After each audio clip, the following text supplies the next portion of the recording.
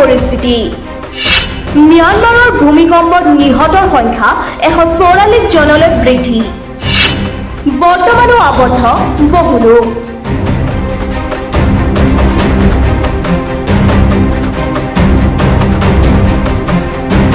শুক্ৰবাৰে म्यांमाৰত হোৱা কেইবাটাও প্ৰবল ভূমিকম্পই জোকাৰি গৈছে সমগ্ৰ বিশ্ব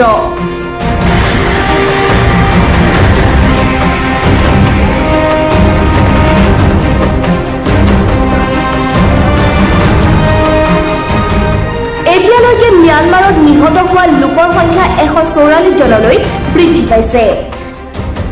ইয়াৰ উপৰিও ধ্বংসাবশেষতো অনেক লোক আবদ্ধ হৈ আছে এতিয়াও উদ্ধাৰকাৰীয়ে আহত আৰু নিহতসকলক উদ্ধাৰৰ বাবে অভিযান চলাই আছে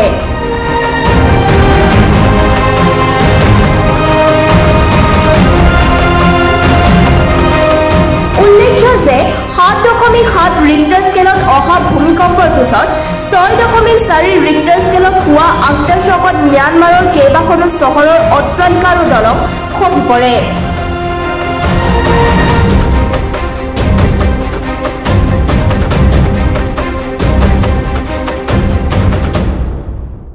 ঠিক म्यांमाৰৰ দৰে চুবুৰীয়া ৰাষ্ট্ৰ থাইলেণ্ডতো এই ভূমিকম্প অনুভৱ কৰা হয়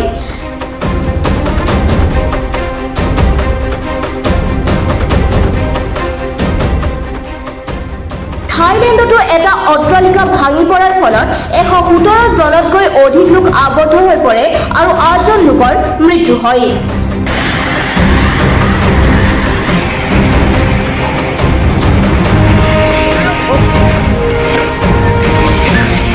খবৰ অনুসৰি থাইলেণ্ড চৰকাৰে এই পৰিস্থিতিৰে মোকাবিলা কৰিবলৈ দুদিনৰ বাবে ৰাষ্ট্ৰীয় জৰুৰীকালীন অৱস্থাৰ ঘোষণা কৰিছে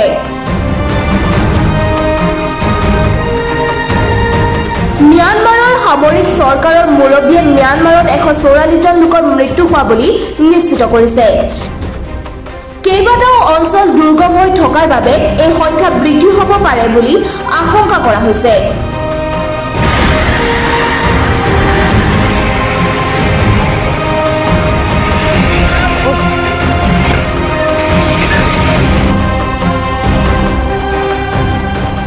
News Desk Report, Masmi News.